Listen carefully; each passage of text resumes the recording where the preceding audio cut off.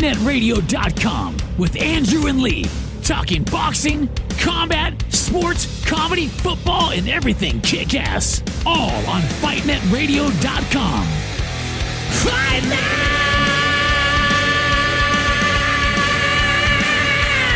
Radio!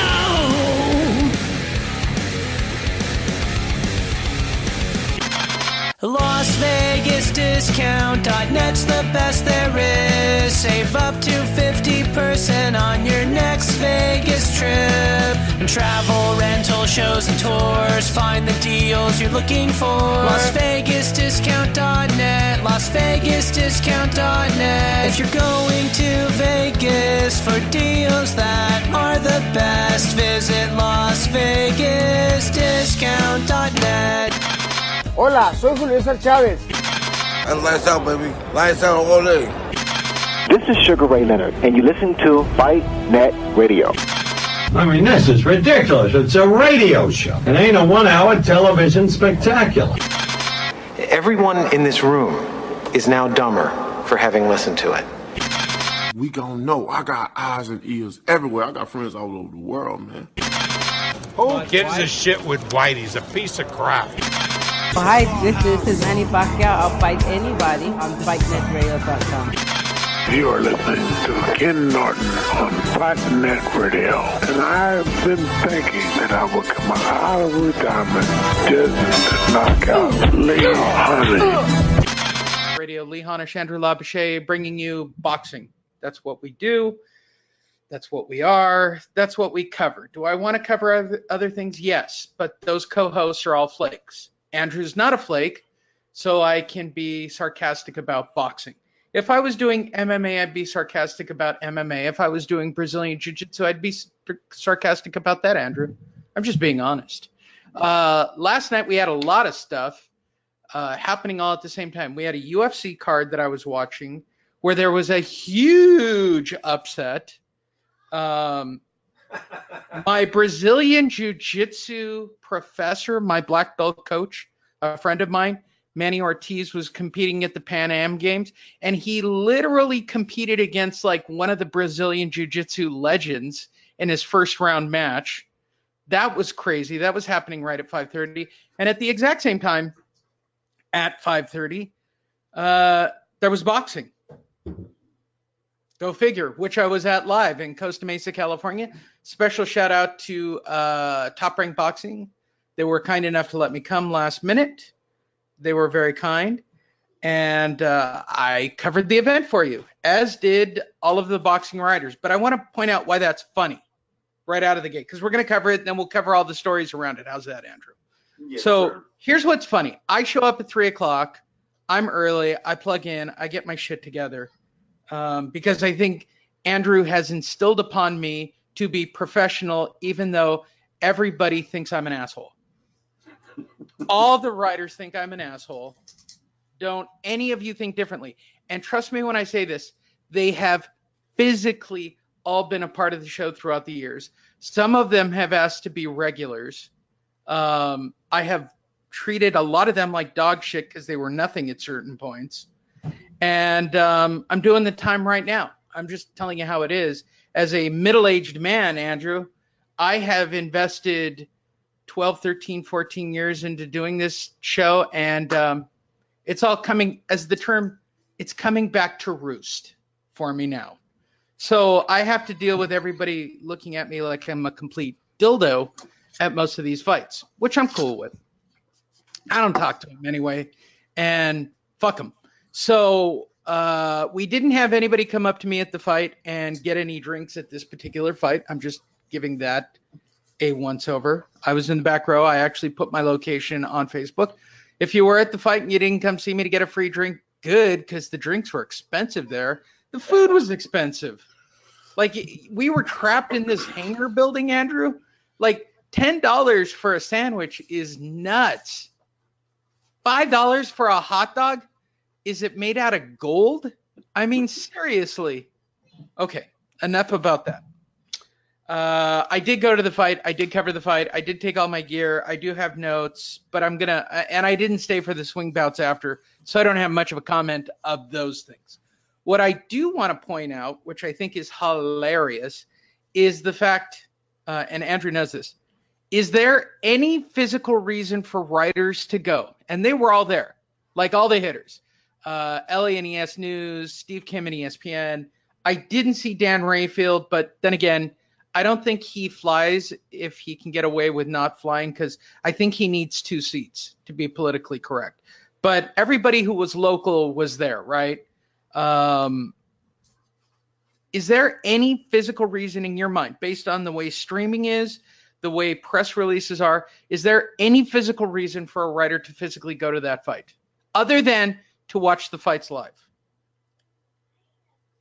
You get to talk to their team, right? Okay, wait, I'm with you.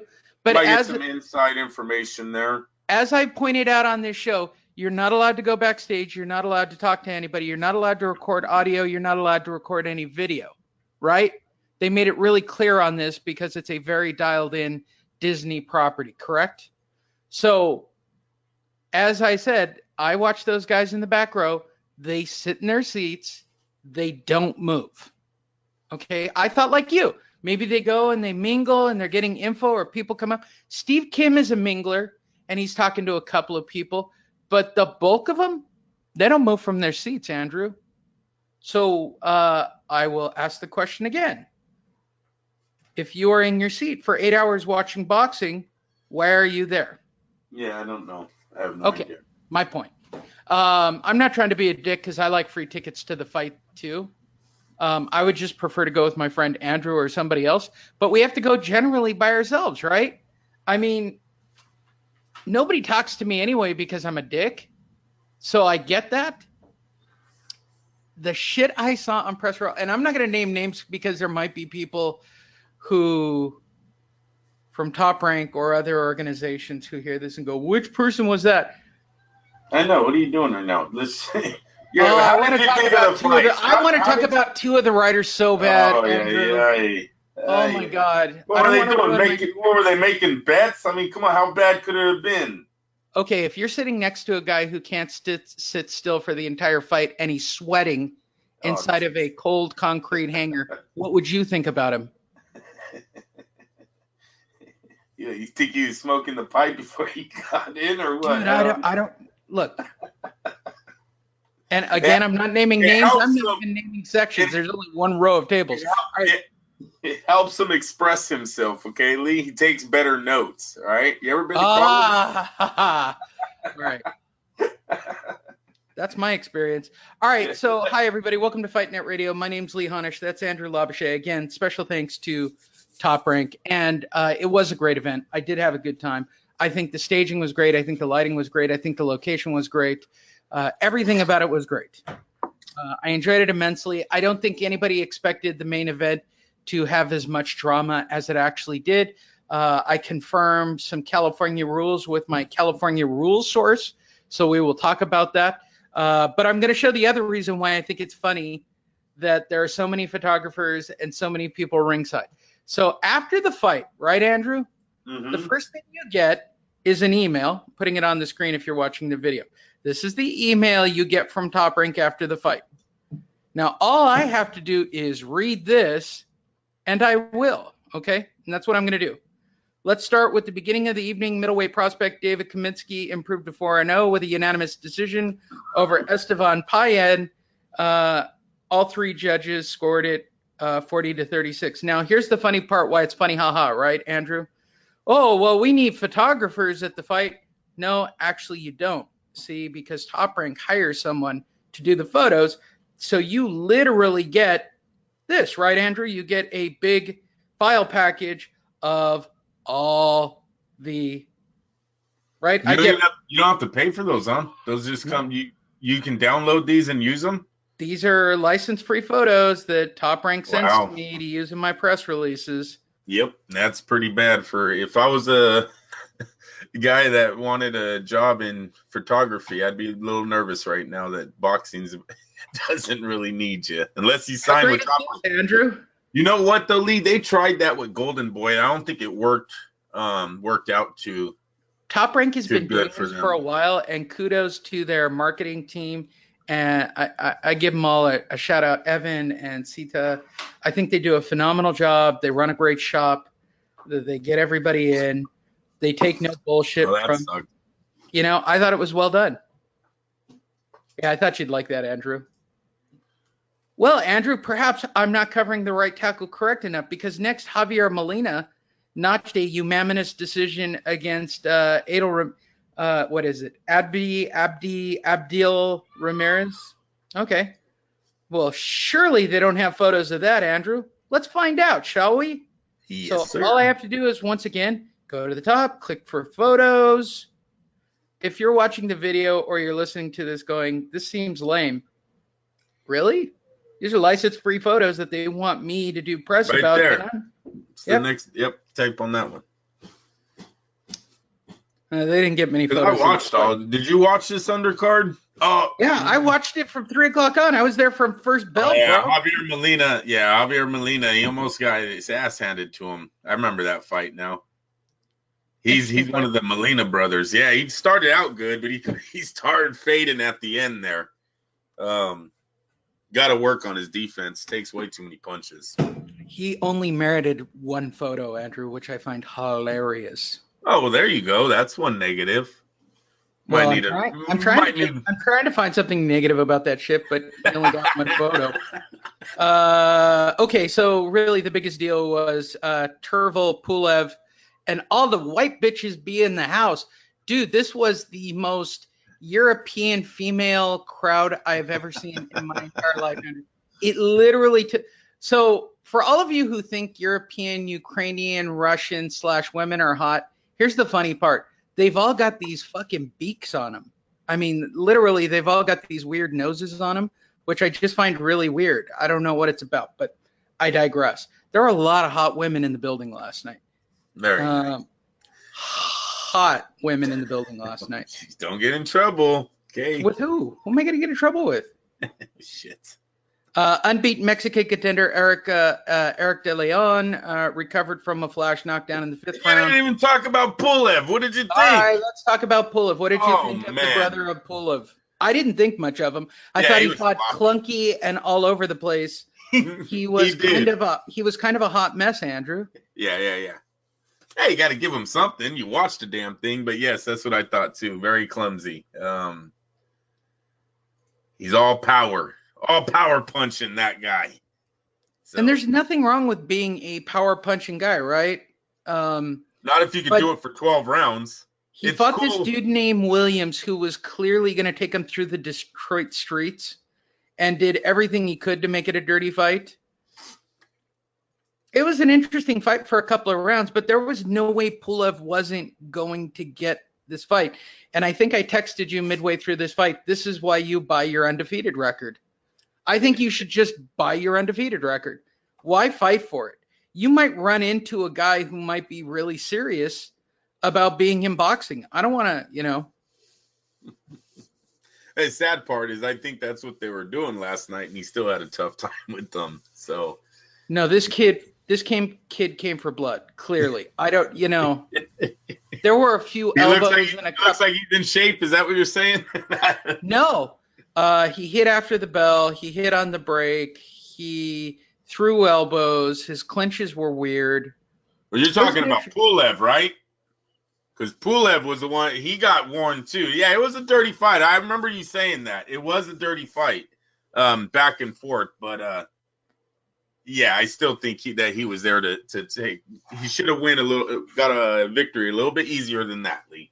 Yeah, clearly. I don't know if I'd try that hard if I was working. They're trying to build the kid out. That was obvious. Yeah, yes, sir. Let's see what else happened on the undercard. Eric De Leon recovered from a flash knockdown in the 5th round to score a 7th round TKO victory over Jose Luis Gallegos. That wasn't really the interesting fight of the night. We will get to the interesting fight of the night. The one that I found the most interesting was South African welterweight Chris Van Heerden defeating Mahori Montez. The reason I tell you that, there was a creepy white vibe in the room last night. Like if somebody had ran into the building and started screaming, "Kill the white people," it would have been because of this fight, right? So he's from South Africa, and white people are cheering, and that makes me uncomfortable. I don't know why it does. Maybe because they oppressed a black society for so long, Andrew. It's probably why I have a predisposition to dislike Germans so much. And if you're German and you listen to the show, calm down. I'm half German. I'm just telling you, you probably got a Nazi in your past. I mean, calm down. Oh, my God. What's wrong? I'm under control today. All right, let's go. Hey, let me see the photo of Chris Van Heerden. All right, let's look at the photos of Chris Van Heerden, shall we? I don't remember these. Do you like doing the show this way better, Andrew, so you can see the screen at the same time? Nope. Oh, yeah, I like the show better, yeah, but I wish the pictures are a little bit faster. Well, yeah, okay, well, come on. For those of you who don't know, we do video of each and every show. Go to fightnetradio.com, click on Facebook, or you can click on our YouTube page and watch what Andrew and I are looking at throughout the show. I thought about running video of me today, but I didn't. For those of you who just listened to the broadcast, good for you. Yeah, maybe I was asleep. I don't remember him. How did you miss this? Oh, I do remember the dad. Yeah, I think I was falling asleep on this fight. All right. You didn't miss much. I mean, it wasn't an exciting fight. Yeah, the opponent. Look at that guy. The opponent looked more. Wait, here's the funny part. The opponent looked more like Jessie Magdaleno than Jessie Magdaleno, right? Because he's got the weird carrot top thing. Jesse dropped the color on his hair. Well, he got humbled, Lee. That's what happens when you get knocked out, isn't it? You go back to the basics and you stop doing the bleach on the top. So the funny part about this fight, I kept wondering about this dude, how old he was. There were a couple of fighters where I'm like, how old are you, bro? Like, seriously, how old are you? Dad does look kind of old. I guess that's why his trunks say dad. It was a weird fight. But white power, big shout out to South Africans. And finally, before we get into the big one, this is the one that actually made the crowd pop. Top 140-pound contender Maxim Dadashev, 13-0 with 11 KOs, scored an icky, sicky, thicky, thumping KO of Ricky Sismundo in the 4th round. If you did not see it, it's the reason you watch boxing. Yeah. You watch it for these knockouts. People who say they don't watch boxing for the knockouts are liars, Andrew. Oh, I watch it because it's technically beautiful. I like watching two guys go in and box and put on technical skill. It's not about knockouts. It's about the skill and the beauty of the sweet science. Fuck you, fag. Here's reality. We watch boxing for a dude to throw a right hand out of nowhere and make a thumping noise that puts another dude down. That's it. It's the reason I watch the UFC. I'm in Brazilian Jiu-Jitsu and watch Brazilian Jiu-Jitsu because I want to see a dude get choked out or tapped. I mean, let's be perfectly honest. If they had the Roman Coliseum and they brought it back, I'd be the first guy buying tickets, Andrew. A dude versus a lion, I'm in. As long as you make it a fair fight. I don't think the human should get any weapons, but that's just me. It was an icky thump. It's an icky thump of a knockout. What'd you think of the knockout? Well, the impressive thing about this fight was they showed about 3 of these highlights before the kid even got in the ring. Then when he gets in the ring, he adds number 4, the 4th highlight to the reel. So he's getting the history of knocking men out with one punch. You're going to have to pay attention to this guy. He's 13-0-11. Maxim Dadashev. You got to look at reason why there were so many white. When he gets his title shot, he's going to be an underdog by a lot of points probably because he doesn't have a big fan base. So these are one of those guys you're going to want to pay attention to as they grow in the sport. Like I said, very impressed last night with the punching power because they showed at least 2 or 3 highlights before he comes into the ring of him knocking dudes out with one punch. That literally, it won't win it because it was an undercard to showcase, but that is a knockout of the year candidate. It'll be on the list, but it won't win it. Yeah, I'm with you. But you know what I mean? Impressive to watch nonetheless. Impressive. And it was such a good knockout that I was streaming ESPN, which is 30 seconds behind live. I went back and watched it again on my laptop because it was such a great knockout. I don't think it was the best knockout of Saturday night, by the way, for anybody who watched Pettis versus Mighty Mouse on ESPN Plus as well.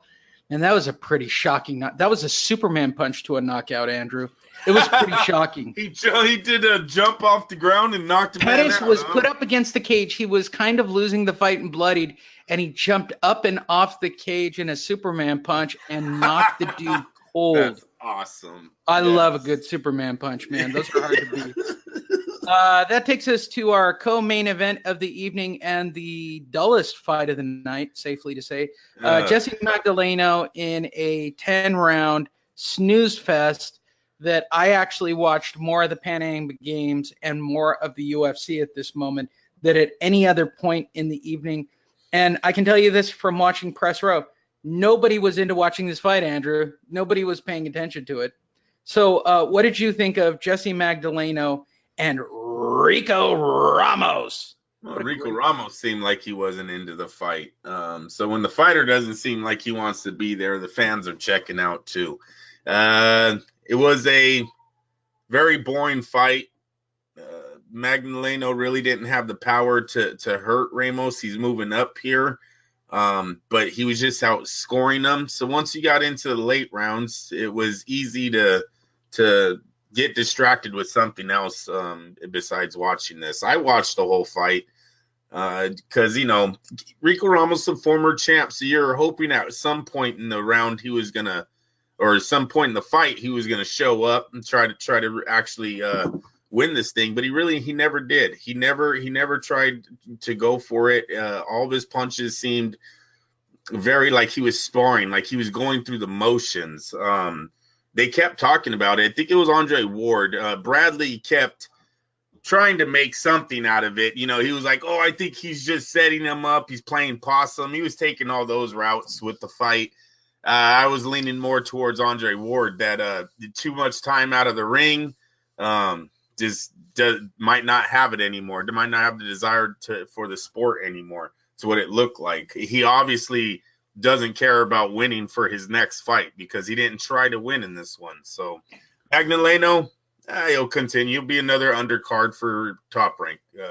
They moved from ballroom guys for Top Rank on a Friday night to the undercard on a Saturday night for Top Rank. I'm really fascinated with this because Bob has talked so high of Magdaleno so many times. He talks about Jessie Magdaleno like there's something I don't understand about Jessie Magdaleno. I think they're good for Bob in Las Vegas. Those two brothers are born and raised out there, right? So they have a big fan base, and he doesn't want to hurt that little extra little cash they bring in. I do believe that because they do have a fan base in Las Vegas. All right. I don't understand it personally because Magdaleno has done nothing to impress me other than when he got into the ring last night. Here's exactly what I thought. Where's Jessie? Because without that hair, dude, you have nothing that makes you stand. Like the thing that made me know who Jessie Magdaleno was that fucked up hair of his. Right? The blonde streak or the... Yeah, I know what you're saying. Just me. And that takes us to our main event of the evening. It's showtime. How weird is it to hear Jimmy Lennon Jr. on ESPN doing Top Rank Boxing and doing It's Showtime on ESPN? The network that's killing Showtime? Right? He did do It's Showtime, right? He did I did not see that part. I wasn't paying attention because I was like glazing out because I was having that thought. I'm like, Jimmy Lennon's on ESPN. That's his saying. That's his. That's his. Let's get ready to rumble. That's correct. Yes. But I'm just telling you the irony of the situation. No doubt. The main event of the evening and the first shot fired over the bow in the great heavyweight battle that Andrew and I are about to have a discussion about. And it's heated, kids, because we literally spent my entire drive home trying to crash my car while texting. How do I know this? because Andrew wouldn't let it go. I wouldn't let it go. We were continuing to text, and I was driving a car. You were out of there pretty fast, buddy. Let me tell you. Dude, I was standing. Okay, so here's what I thought would happen before we discuss this. After the Magdaleno fight, I had already watched the UFC. I had already watched the Pan Am Games, right? I had been there for 15 hours, and I was already thinking about food, like dreaming about food. I hadn't eaten all day, and it wasn't a diet day, Andrew. All right? Right. So when it's not a diet day, me sitting somewhere for 8 hours watching boxing without food is fucking ponderous. And I was thinking, why didn't I bring a Jersey Mike sandwich with me? Because clearly I should have. Like, I fucked up. I should have brought my own sandwich. I blew it. I'm a fan of Jersey Mike's. What about you? You're a working stiff. Are you Jersey Mike's, Firehouse Sub, that shitty Jimmy Jack stuff? By the way, if Jimmy John's wants to be a sponsor of the show, I'll say your food's much better. But personally, I think your sandwiches suck. And Subway. When you're out sweating your balls off in the Bay, what's your go-to sandwich place? In the city, it's going to be just regular whatever liquor store deli they have at the corner. Shit. They have a lot of delis in the city, not really branded, not franchised sandwich shops. So I'll stick to that. If I'm outside of the city, it's Togo's or Togo's is great. Togo's on that sourdough, especially if it's got a Baskin Robbins attached, Andrew. Yeah. Man, Togo's with ice cream on the side. Subway is only if it didn't work a lot of hours the week before. Then you got to go to Subway. That's no. I'm with you, right? Subway's like the home of the $5 footlong. Like, yeah, it's borderline slumming it. I get it. It's the Dollar Tree of sandwiches. I'm with you, bro. Yes, I like Togo's a lot. So why isn't your wife sending you sandwiches? I used to. It's kind of mine. It's my choice. Sometimes I will do that, but most of the time, no. We get to go out and eat wherever we're at. I work in the city, Lee, so it's not hard to. I work a lot in the city, so it's not hard to grab a pizza or something on the street. Driving the Range Rover, buying liquor store deli. Look at you, living the life. Well, I'm fucking slumming it down at Subway. I don't drive a Range Rover at work. You're like the high class repair dude. Yeah. Hey, you know what? You know what's sad? Did you get the Range Rover yet? Have we had this discussion? No. The non-union shops, they do have vans. Some of them are Mercedes-Benz. It's like, nice. You guys are stupid. Your boss buys Mercedes-Benz. What does he pay you guys? Yeah, no shit, right? What the fuck? Truck. Give me my Ford van and my union wage. Thank you very much. Andrew's happy union. Andrew is so pro-union, it's scary. Bring back the mafia, right, Andrew? Bring back the mafia. Yo, mafia. It never left. It hasn't left, what I hear. No, I'm just kidding. I'm just playing. I have no evidence. Hey, I don't need you dead on the job. All right, but I digress. I didn't have a sandwich for the fight, so I had walked down to you don't know where the Hangar is at the Orange County Fair, so let me explain this to everybody. The Hangar is located. I have to explain where it's located, or this won't make any sense. I know, but it didn't sound good when they kept announcing the fairgrounds. I was like, oh, man. Okay. So all of you picture whatever local fairground you picture, right? Right. We've all been to a fair. Now, in the middle of the fair, right, against the back wall at the furthest point from the parking lot, is usually a place where they have indoor concerts, like the B-level concerts, not the nice outdoor ones in the amphitheater, the shitty indoor ones of the cover bands, okay? That's what the Hangar is. But it's really nice. It looks like an airplane hangar. It's really big. It's in the back. It's got a parking lot near it. Now, I got to park in that parking lot, and we got parking for free. Shout out to Top Rank for covering parking for the media. That was pretty sweet. You and I both know you don't always get parking. Right. I parked outside the fairgrounds and then walked all the way in. I went to go get a couple of Advil because I was getting that hangry headache thing. So I walked down, I flashed my badge at the dude at the gate and said, I'm going to drive my car down next to the Hangar. And the dude went, okay, I don't know why you didn't do it the first time. And I went, oh, all right. Apparently, as media, you get to drive your car all the way down and park next to the hangar, which I did. Right, I did that during the half-hour break or when they did the swing fight. Had my Advil. So now you understand the backstory. So at the end of the Jessie Magdaleno fight, I packed up my computer, took my coffee, took all my shit, checked under the table, did all the stuff you're supposed to do to make sure you don't leave shit behind, right? I walked out to my car, which was now next to the building, put all my shit, including my jacket, into the car, walked back in, texted you, and went, this is a one-round fight. I was literally standing at the door to watch the one-round fight. Now, let me explain the story of this fight. For those of you who have not watched it, go to your ESPN Plus app and watch the circus unfold. Kubrat Pulev took on Bogdan Dinu in what I can only classify as one glorious clusterfuck of fighting. Like, you had everything happen in this one fight that is all the reasons I like to watch boxing, Andrew. Like, literally, this fight, if this were every fight that I watched, I would be happy. This is like a missed call in the NFL followed by the next play being a touchdown pass. Like, this is everything in boxing I love in one fight.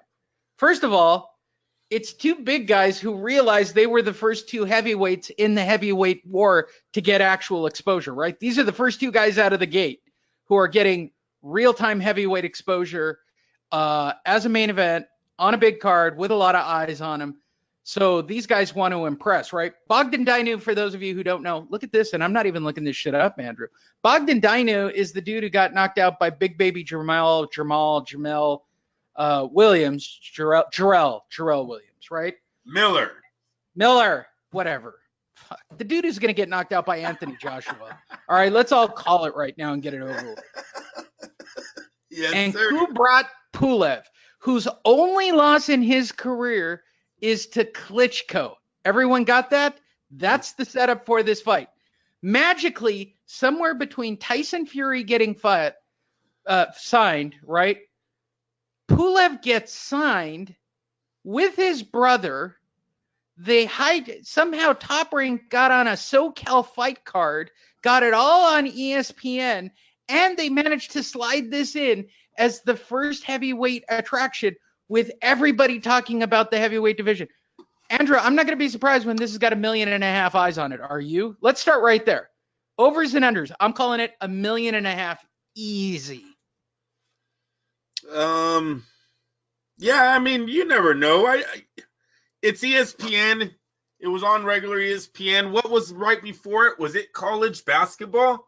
I don't know, Andrew. You know what? It was wrestling, Lee, and I don't know how good of the views they're going to get because who was watching championship wrestling? Ben Askren. That was about it. Wait, do you want me to say famous wrestlers to show off how much I know about collegiate wrestling? You know what I'm saying. I have some family members. Your cousin. Yes, exactly. My nephews. Me. Yes. Your nephew. Wait, hold on. I could do one more. Dan Gable.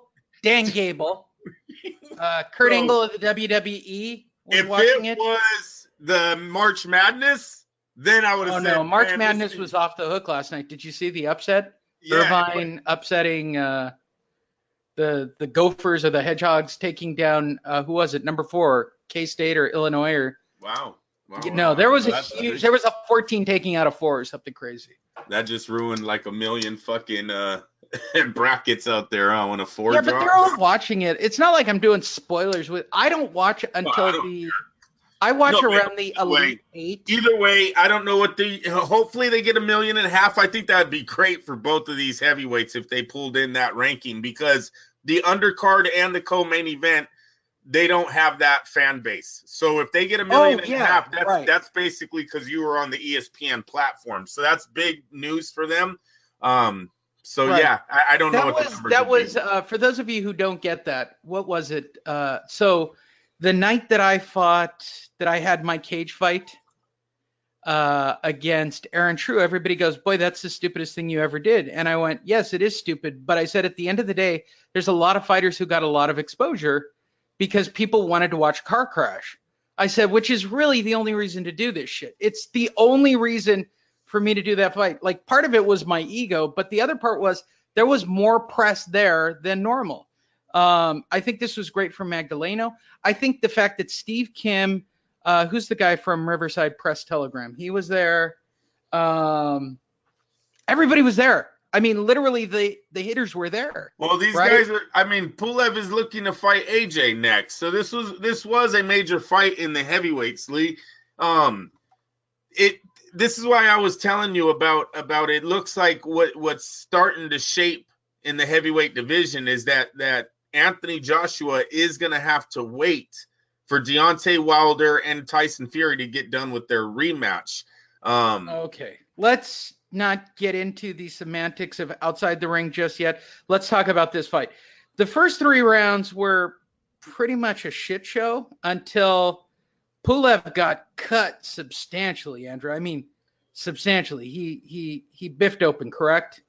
It was an ugly cut that was by 2 right hands. 2 right hands landed on him, and man, if you had HD on this fight, you could see it totally pouring out when his punch landed. So Andrew goes, if the fight stops on the punch. Now, I'm not listening to the telecast. They're trying to say we don't know if it's on a punch or a head clash. They're trying to find out from a production standpoint. So I immediately play my card of somebody I know in the California Commission who may or may not have been at the fight, so I don't want to ruin my source, Andrew, and said punch, headbutt, to which I got punch. I said fight stopped right now in the 4th round. Is it a TKO? To which he said, yep, which made Andrew very happy because that's what Andrew said, and Andrew always likes it when he's confirmed by a California official. You know one thing we have to look at, because me nor the commissioner knew what the ref had called. The ref called an accidental foul. And what I want to know in the rule book is if it's an accidental foul, do they go to the scorecards after 4 rounds? Because I believe they do. I do not think it would have ended on a DQ. A DQ is only when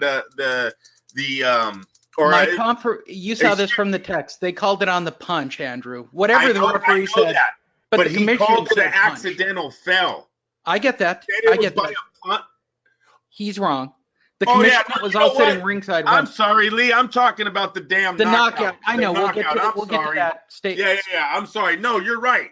The punch was called on the cut. That was very, very scary for Pulev at this moment, because if he was behind on the cards, probably. And no, not that. If they stop the fight, he loses on a TKO. Yes, that's scary stuff. He needed the technical draw. He needed a lot of there was a lot of shit. There was drama into the court. Hey, Lee, he comes at that man. His face changes. He owed Bogdan money.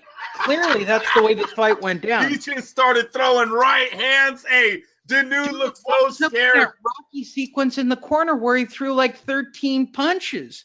It was serious. I gotta say, Dinu looked a little like a bully last night. When things are going his way, he's all looking all confident, throwing shots. Look at all the chicks. Look at all the chicks. You think I was kidding about this fight? So then when Pulev just starts bringing it, just right hand after right hand, right? You kind of seen Dinu kind of fold his face. He just looked really nervous, man. And I guess he had done this before in the Miller fight. They questioned his heart after it. You really got to question Danu's heart. Lee, he had the fight. The dude is bleeding. And he turns in. Yeah. He just starts going into a shell, starts going back on the ropes because Pulev is bringing it, man. Every punch is to knock him out. Every hooks, right hands. He's going for the knockout because his face, even though the cut was on the side of the eye, Lee, there was a lot of blood. There was blood on Danu's back, on the back of his head. He's blowing up the crowd. I see what you're seeing, Lee. We see it. So yeah, dude. Good fight. Didn't like the accidental foul, if you want to get into that. All right, which takes us to, I'm already into this, right? So Andrew and I are texting. I'm standing at the back door, and now I'm swinging back around to go watch Depressor Row because I already realized that this is getting out of hand. So I swing back around, and I'm now going to watch this fight. And I'm thinking, okay, well, Pulev's going to pull his shit together and end this fight, right? Wrong.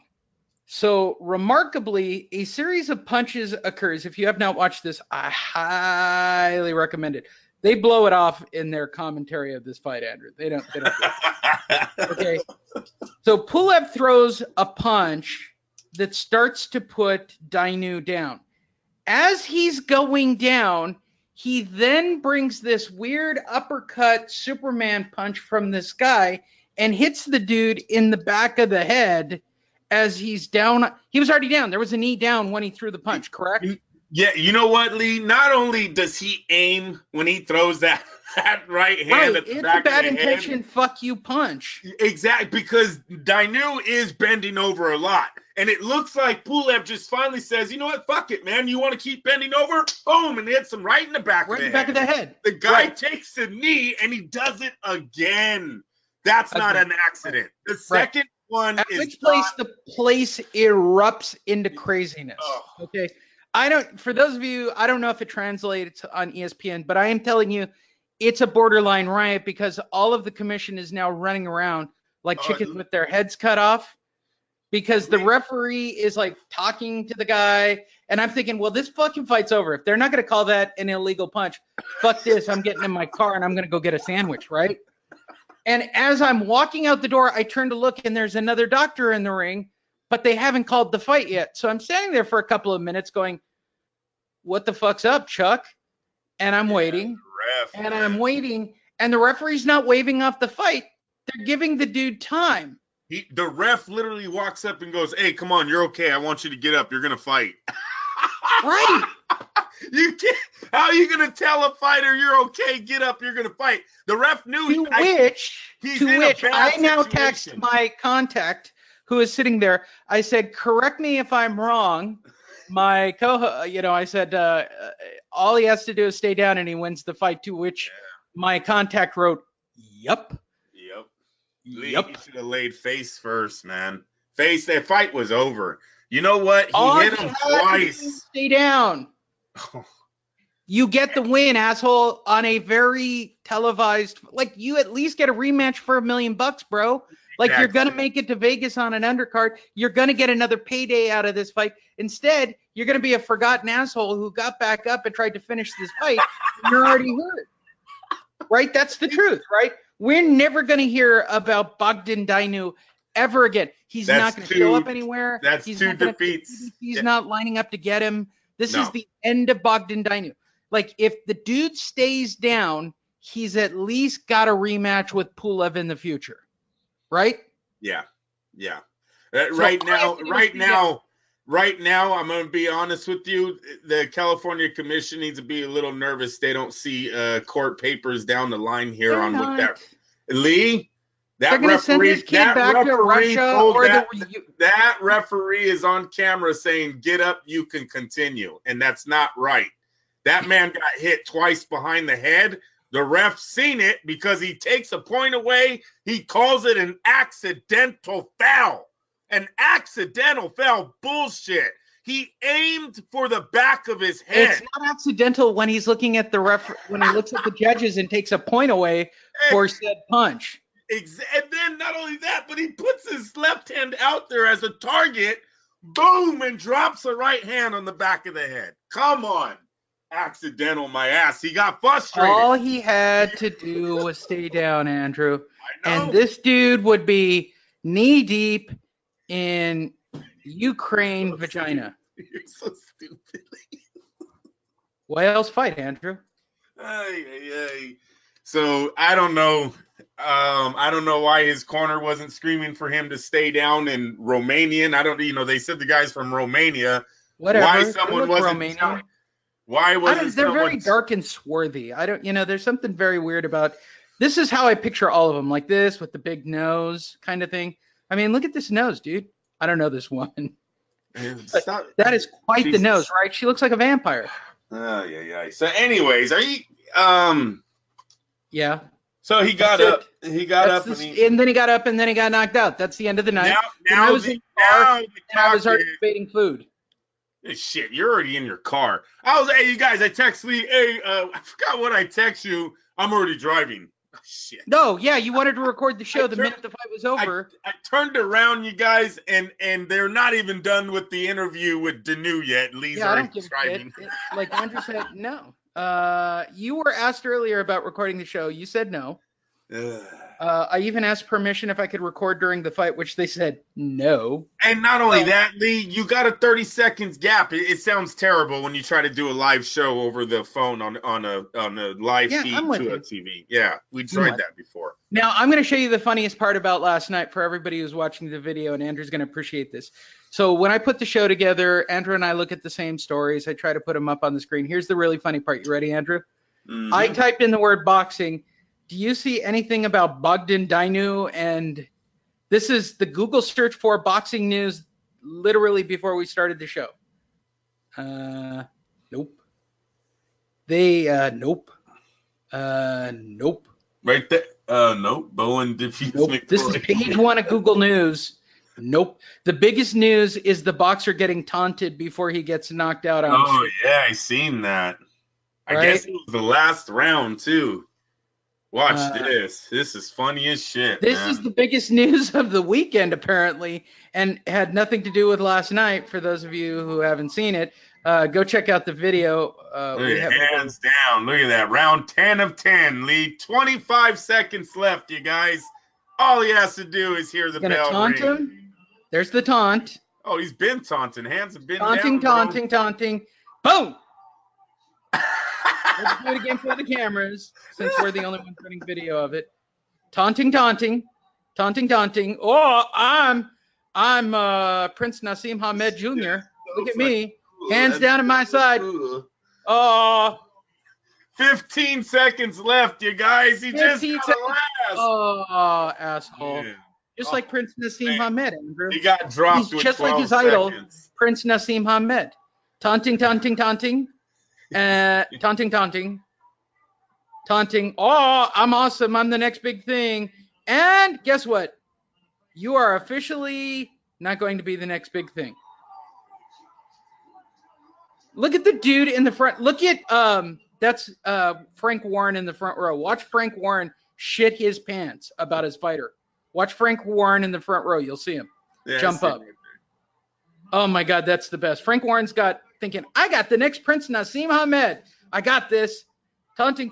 Boom. Frank Warren jumps up. What the fuck?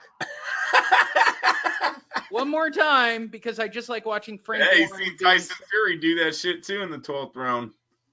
Tyson Fury, I fucking said he needs to stop bending over. In the 11th round when Wilder clipped him, I said he needs to stop bending over. He's going to get fucking caught. And look what he did. How is this the biggest story? Frank Warren. Frank Warren's seen that before, though. I'm telling you, he just seen that shit in December. Frank Warren is the worst manager. I'm putting this out there. Frank Warren, you are the worst manager ever. Like sad. You're just a bitter, angry man who hasn't got your shit together. He's losing a lot of his power right now. Yeah, Carl Frampton just signed with ESPN, dude. Let's watch it one more time, just because I know Frank Warren shits his pants at this moment. This dude's losing on all the scorecards, getting taunted, getting Prince Nassim Hamed, and then, wait for it, and here's the end of your career, bro. And Frank Warren with, what the fuck? And what was sad is the guy almost landed that right hand earlier in this round. He almost, and the dude did not learn from it, keeps his hands down, playing with fire, and he got burned. So great, Andrew. So great. So great, I don't even know what to say. It's so great. That's the biggest news of the weekend. No, it wasn't. Where's the Tyson Fury announcement, dude? Okay, you think I'm kidding. Here's Google. I'm going to type in the word boxing. Okay, but you're smarter than that. You know that Tyson Fury's announcement was the biggest news. Well, it might be. Let's see what it says on the topic of Tyson Fury, shall we? As I said last night, Tyson Fury is going to take on Tom Schwartz. And if you're thinking to yourself, who the fuck is Tom Schwartz? That's why Eddie Hearn slams the Gypsy King. So let's find out more. What? You want a different story about it? No. Eddie Hearn needs to be quiet, though. His guy's fighting Miller. All right, so there ain't Big Baby Miller is coming off his impressive knockout streak of Bogdan Dinu. Dinu didn't look like the greatest fighter last night either. Yeah. Obviously not the smartest. Oh my God! Stay down. Stay down, bro. He's all wobbling. Stay down. He was all wobbling. Continue, boss. There you go, boss. Okay, whose article would you like to read? His manager was probably losing his mind somewhere. What are you doing?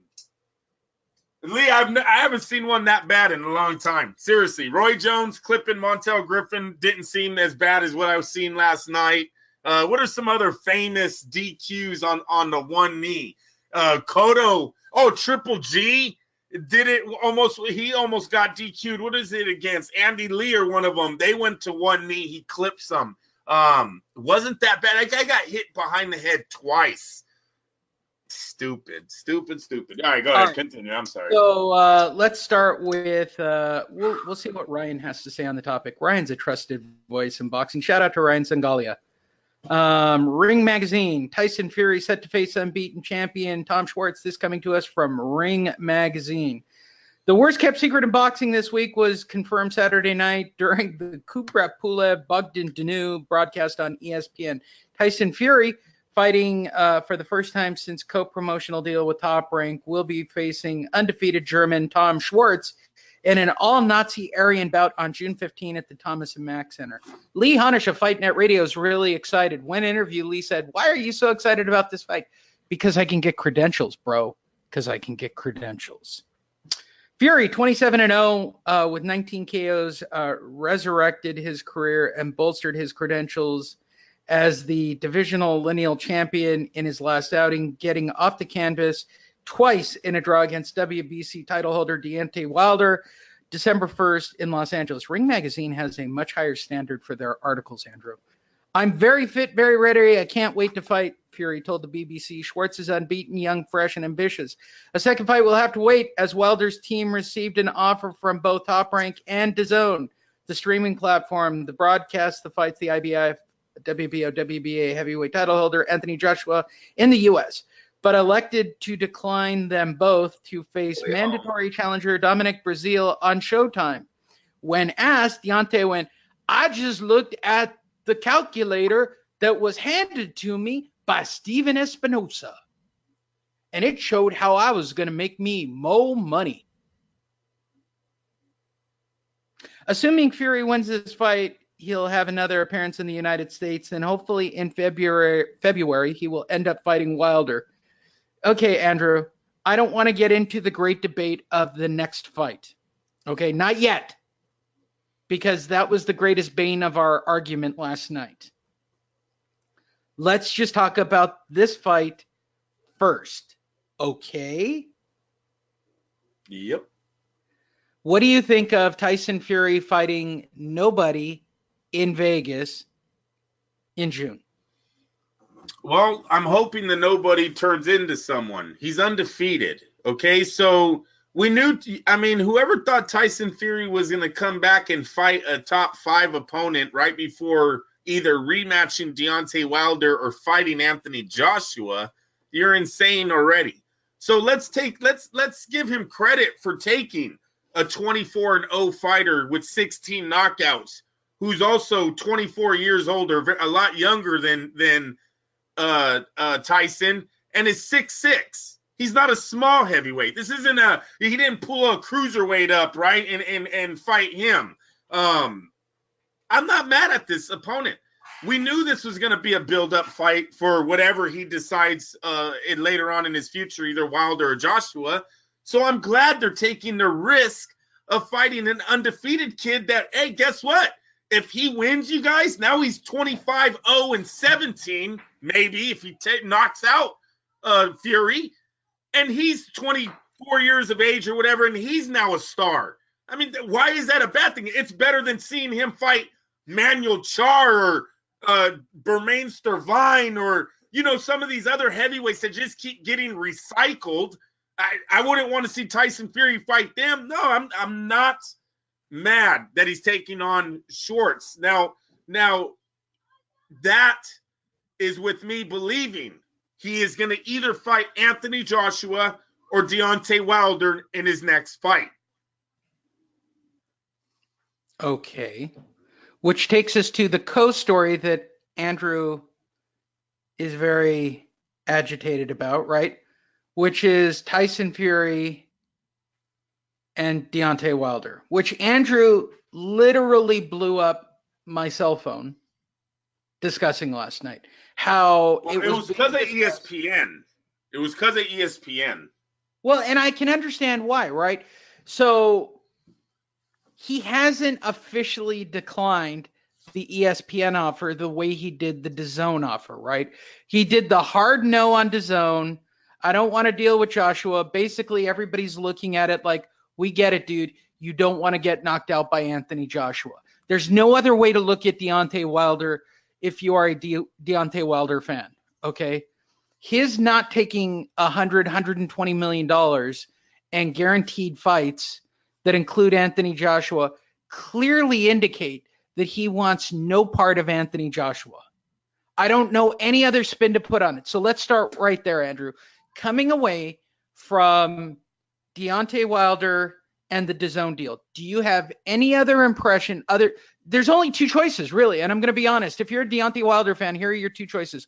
One, Deontay Wilder is the weakest, dumbest human being on the planet who really believes that the Showtime deal is better, right? Or number two, he doesn't want to get knocked out by Anthony Joshua.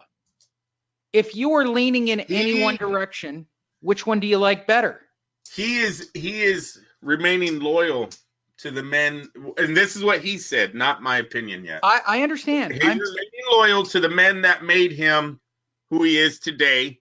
He also believes that men that made him who he is today are also the ones that created Floyd Mayweather, and look at how much money he's worth. Now, so what Deontay has done is he is going to take a lesser paycheck from Al Heyman and Shelly Finkel, right? They're going to give him $12 million, $10 million, whatever, to fight Breazeale. It's not going to be 20. It will not be 20 million.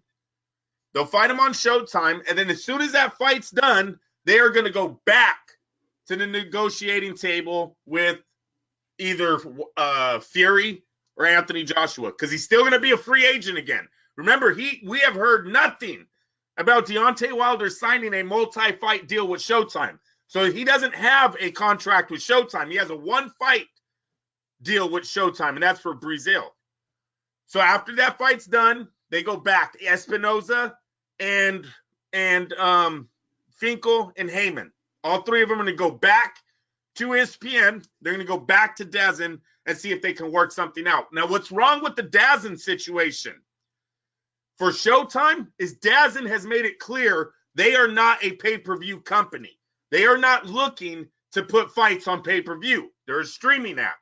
That's what's going to hurt Wilder and Joshua forever.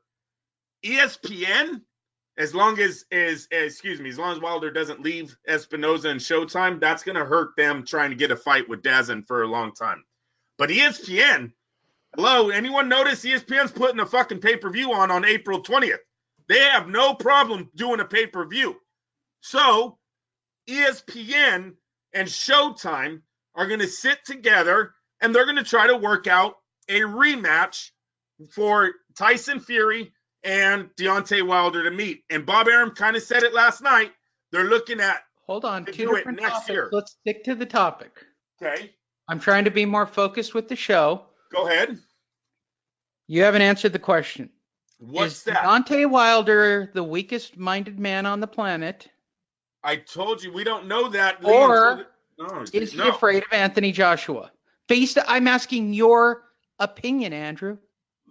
Based on what unfolded, that can't be answered until Lee. If he goes 3 more fights undefeated, and then DAZN offers him $250 million for him to fight Anthony Joshua in some mega heavyweight fight that we've never seen before. Okay, so who's he going to fight to get that? He's going to fight Breazeale. He's going to fight what? Bogdan Dinu? No, Dillian Whyte. Who's he going to Who's he going to get? Right now. Deontay Wilder has 2 options on his plate. He can fight after he beats Breazeale, you guys. This is with him. May 18th, he's fighting Dominic Breazeale. If he beats him, He's either going to have a rematch with Tyson Fury on an ESPN card, ESPN and Showtime. What makes you believe that that's really going to happen? ESPN. You want to know something? You want to know if I was Tyson Fury, I'd be a little upset last night. Last night, ESPN did a heavyweight kings segment, and guess who they had in front of everyone? Deontay Wilder. They had Anthony Joshua behind him and Tyson Fury behind him. It was really weird. I almost thought ESPN put this segment together before they realized Deontay wasn't signing with them. And then it just looked all messed up because Or Andrew, as I kept trying to explain, I know you're going to go off the rails on this. He's not. They're baiting Deontay Wilder to sign a co-promotional agreement with ESPN, which is clear and obvious to me. Because I'm going to say this right now. There is no planet where Showtime is going to do a deal to co-promote with ESPN. Disney now owns the entire universe, Andrew, of broadcasting. Okay? Do we disagree about that? No. Okay. What makes you think that Disney's going to share a piece of the pie? ESPN, Disney, is going to play ball with Showtime that's literally on its last leg with boxing. That's not up to Disney, though. That's up to Deontay Wilder. Yes, it is. It's up to the executives at ESPN and their broadcasting rights. They have to say, yes, we want to co-promote with CBS and Showtime. Yeah, they do. They have to say yes. I know, but Lee, you're talking about they're going to pass up millions of dollars because of why? They are. They are because they've got their own streaming app and they're more consumed with their own shit. Yeah, but I do believe that. I do believe that based on last night. I believe that everything they did on TV was about. Wait a minute. You don't think Bob Arum has told these executives we were 2 seconds? What did Deontay say? He had to be ready for 12 rounds. I only had to be ready for 2 seconds. And look at what happened. He was 2 punches fucking away from having the biggest heavyweight fight in the world. That fight with Joshua is Bob Arum's destination. It is not Deontay Wilder. Deontay Wilder is a flash in the pan. I understand that he's just trying to get a payday out of Tyson Fury and Deontay Wilder, and it's worth money. It's get worth that. Money, but the reality is this. Deontay Wilder is holding the WBC title hostage. He's fighting the number 4, Dominic Breazeale. He's walking past Dillian Whyte, who's promoted by Eddie Hearn and Matchroom Boxing. And they've somehow got Dillian Whyte jumping through all sorts of fucking hoops, right, to justify his number 1 spot, his eliminator spot, his silver belt spot. Dillian Whyte's in a good spot, though, because if what you're saying is true, after their next fight, when they go back to the negotiating table and Disney tells Showtime, we're not fucking with you anymore, we're out, Dillian Whyte is going to be the next in line for the WBC title. That is an Eddie Hearn fighter. So Eddie Hearn would then have his fighter going up against Wilder. And if I'm going to give another spoiler right now, Andrew. You want to know who the next fight's going to be after he beats Breazeale? And he will beat Breazeale, right? We can all agree. We're leaning towards Wilder on that one. Yes, sir. You want me to tell you who he's going to fight next? I 100% know it because he's the only free agent legit on this list. He's going to fight Parker. Parker's with ESPN. Parker is promoted by Roy Jones Jr. Boxing. Wrong. Right. He signed a promotional. He signed with ESPN. Roy Jones Jr. Boxing. Okay. He's with Bob Arum. He's with Bob Arum. Maybe he's a co-promote. I don't know. Really? Okay. Let's go to the top rank and check. Remember, not only did he just fight on ESPN, but remember that's the guy they stepped over. Who was the Mexican heavyweight? They went to New Zealand. So you think Parker is still, right? Yeah, because they went to New Zealand to sign him over that Ruiz guy. Yeah, I'm telling you, I know. And he got a shit show, and that was promoted by Roy Jones Jr. Boxing because they have a Parker promotional agreement. I know for a fact because I got the press release, Andrew. All right. Keep an eye out. I don't see any Parker. What's his first name? Joseph Parker. There he is. There you You're go. right. There he is. Yeah. 24-1. They haven't even updated his record. That's how old this is. Maybe he's not with them anymore, but I know they signed him when he fought Ruiz, and then he got. All right, now you're making me open my mail to find the Roy Jones Jr. Joseph Parker. I'm gonna find it. I'm determined now. I think Bob Arum already worked out a deal with Eddie Hearn to take Pulev. The only thing I'm nervous about right now is this cut. Will this cut heal in enough time so they can stick Anthony Joshua in with Pulev, let Wilder fight Fury? Once Fury gets through with Wilder, then they do the Joshua fight next year, the middle of next year, the end of next year, 2020. Fury, he fought Huey. No, that's 2017. And he wasn't even promoted really by Bob then either. That's pretty sad. It's after Ruiz. Whenever he beat Ruiz. Okay, hold on. Google.com. I'm telling you, it's going to be somebody like a Parker. Well, right now, Lee, the only thing Deontay Wilder has in this negotiating thing with AJ is that he's the WBC champ, and AJ kind of has a hard-on for being the guy with all the titles. He wants them all. So and here it is. Keith Veltre, promoter. Right? Roy Jones Jr. slams New Zealand Boxing Commission about controversial Joseph Parker fight. COO Keith Veltre, slam Professional Boxing Commission. Andrew, that's Roy Jones Jr. Boxing out of Vegas. I know that, Lee, but they still could be co-promoted by Top Rank. I mean, there's a lot of guys that have a promotional company, and then they sign. Look at what Frank Warren just lost Frampton and Tyson Fury. He's still their well, yeah, he was still their promoter, but then they signed a co-promotion with Top Rank and ESPN. Maybe Bob Arum dropped them already. I really don't know, but I know Joseph Parker. Didn't he just fight on ESPN? I got to say he was just on ESPN, though. But maybe I'm wrong. It really don't matter. I'm telling you, Wilder needs to keep the belt, right? If Wilder doesn't have the belt, he's really worthless to Anthony Joshua. Lee. Oh, Alexander Flores is Roy Jones Jr. guy. Sorry, my bad. I got it backwards. All right. Okay. It's not going to be I guarantee it's not going to be any of it. It's going to be somebody who's a free agent, Andrew.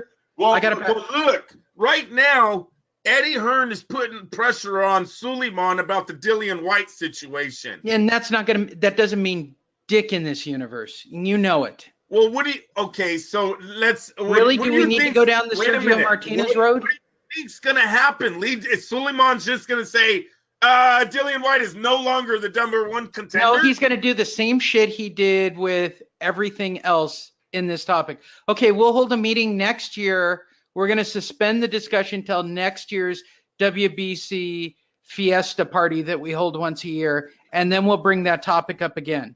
That's what he does. He keeps tabling the topic and never discussing it. But Wilder at this point would have had to have fought in Tyson Fury or Joshua, right? He did fight Tyson Fury and he got the win, so he's safe. He's literally safe because he's fought Fury, he's fought Ortiz, he's fought guys in the top 10, right? He doesn't have to fight Pulev. You're going so much against the grain. Who's Povetkin's promoter? I mean, there's enough shit here that he can dance around and not fight anybody. No, but there's mandatories. And unless what you're saying is Suleiman is going to suspend the mandatory defense, I've really never heard Why did Dillian Whyte have 2 number 1 contenders fights? Why did they give him that stupid silver belt? Why has he not fought Deontay Wilder? Because Wilder fought Fury. They're going to scrap. Because the WBC hasn't forced the match. And Wilder fought Fury. Okay. That doesn't mean. Look, if you have an eliminator, Andrew, you and I both remember this quite well. Dillian Whyte won the eliminator. Then they had a number 1 showdown, and that still didn't cement the deal, right? So they gave him that bullshit silver jack-off. Well, he belt. fought Chisora for it. Yeah. Right. Knocked out That's Chisora. a second #1 contender fight that they had. I know that. Well, he wanted to stay active, and and Wilder chose to fight the lineal champ, which we all know makes a lot more money than a title defense. I understand that, and I'm okay. And literally, I'm okay with that, which means your next fight, without a doubt, should have been Dillian Whyte. And the reason we're not fighting Dillian Whyte is because DAZN, Matchroom, are not fighting on Showtime. They're not doing it, Andrew. They're just not going to do it. They're just not going to do it. But this is where Dillian Whyte is like that wild card, right? You don't really see a future behind Dillian Whyte. So I don't know if Eddie Hearn wouldn't go. You know what? We'll just let him fight on Showtime. Bless your heart, Andrew, that you really believe that there is a universe where fighters really fight. No, I'm just telling you the truth. Fighters don't fight fighters. You got to start accepting it. Why are you? There are 3 organizations. Someone special. Why are you? No, there are 3 organizations. Jesse fucking Vargas. What are you talking about? 3 UFC now in play in boxing. There is DAZN. There is Showtime. There is ESPN. There is nothing else. La la la la. That's about fighters that they think they have a future with. Dillian Whyte is not one of those guys. Dillian Whyte is fucking baby boy Miller. Okay. You can let him go. I hope you win, but if you don't, you can let him go. He's not doing that. Okay, then if that's the case, then why hasn't Deontay Wilder signed that fight without even batting an eye? Just so that he could fuck with Eddie Hearn. Well, he likes being a free agent right now. So he just took offers from both companies, right?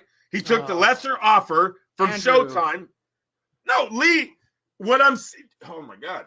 Did you read the Bob Arum? Did you read the Bob Arum article where he praised what Shelly Finkel and Al Heyman did last week? Did you? I understand. They're sucking up to get their deal. I'm with you, bro.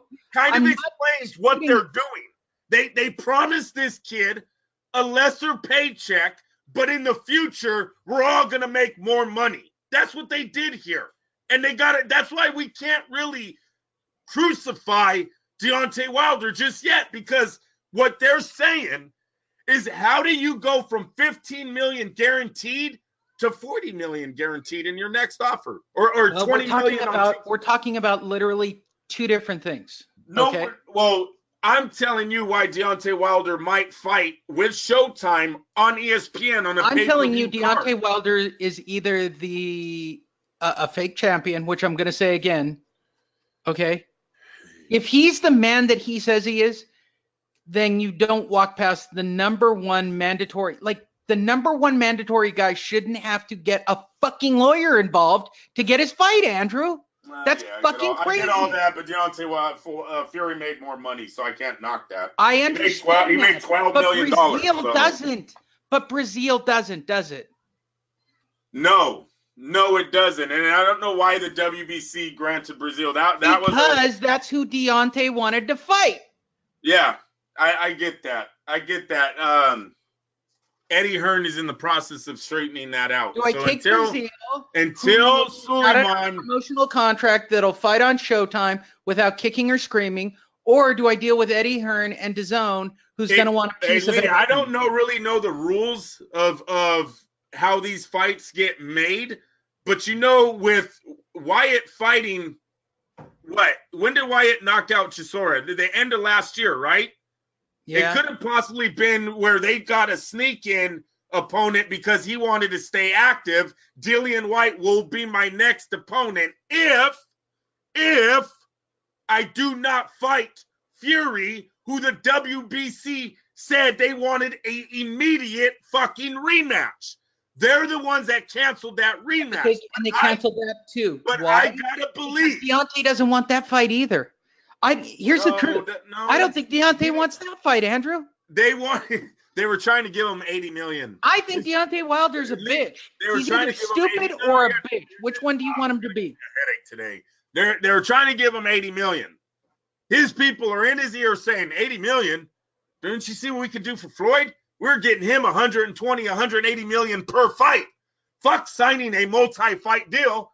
We're only going to do one fight at a time for the most money they're going to give us. Hold on, Andrew. That's what they're telling him. How does the IBF have a vacant number 2 position? Wouldn't you just move everybody up? Yeah. Yes. That's ridiculous, bro. Yeah, That's ridiculous. I don't know what that means. Everybody just moves up. I mean, let's just call it what it is, dude. Is he going to fight Dillian Whyte? I don't see that fight happening. Is he going to fight Tyson Fury? I don't believe that's going to happen unless he signs with ESPN. He's going to fight Ortiz again. He's going to fight Breazeale again. Why don't we just get our brains wrapped around this? Tyson Fury and Deontay Wilder will be negotiating again for a fight. Okay, all right. Let's bet right now, Andrew. Not the Breazeale fight. We already know how that's going to be, right? And we all assume Deontay Wilder is going to win because, truthfully, I'm pretty sure most of the top 10 can beat Breazeale. That's my opinion, right? He hasn't demonstrated that he has any skill whatsoever, so I don't expect that to be different. Who do you think Deontay Wilder is going to fight after Dominic Breazeale? I believe he's either going to fight Fury or Dillian Whyte. He has no other options. I believe he's going to fight Luis Ortiz. You're just throwing shit out there. No, I'm not. Why do you think Luis Ortiz is getting so much Showtime play? You think they're doing that for their own good? Because Luis Ortiz isn't going to get a shot at Anthony Joshua. He's not going to fight anybody over on any of those cards. He's going to fight PBC, WBC cards, right? So right. I'm telling you, Andrew, Luis Ortiz's only title shot is against Deontay Wilder. I'm telling you what's going to happen this summer. I'm giving you the future. Deontay Wilder, before the end of the year, is not going to fight Tyson Fury. He's not going to come to some massive understanding with Bob Arum. He's seen all the money. He truly believes that he can keep fighting these, sub B level, top 10 guys because that'll hold on to his belt. He's going to, his next fight is Luis Ortiz and then maybe Dillian Whyte once his arm is twisted up from a fucking lawyer, dropping a restraining order or forcing him to give up the title. Truthfully, I see Deontay Wilder giving up his title before he has to fight and defend it against the Dillian Whyte. Yeah, something got all mixed up. When Breazeale lost to Anthony Joshua, I want to know if that is what crippled his ranking for the WBC because he fought for the IBF. Because Breazeale is the number 1 contender before the Joshua fight. Then he loses to Anthony Joshua, and somehow he's not number 1. Now Whyte, Dillian Whyte is number 1 because he won the interim title and the silver belt or whatever at the 2 fights. I don't know why. I'm trying to look up on why the WBC gave Breazeale this fight. Sorry, guys, for not. Kendo still ranked, Andrew. Yeah, you're lucky fucking Tyson Fury ain't fighting him. Exactly. Breazeale Kendo has got to be 80. Good Lord, the heavyweight division sucks. Balls.